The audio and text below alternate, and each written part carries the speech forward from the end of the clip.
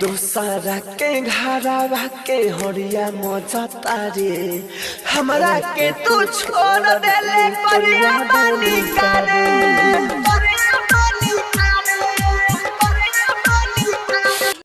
Mobile के ले जा अरे याद कर जहिया कुआर रहल हूँ पियावा से पहले हम बाहर रहल हूँ याद कर जहिया कुआर रहल हूँ।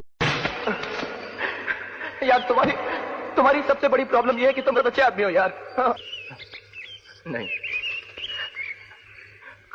कोई नहीं आ सकता, कोई नहीं आ सकता मेरे और किरण के बीच में।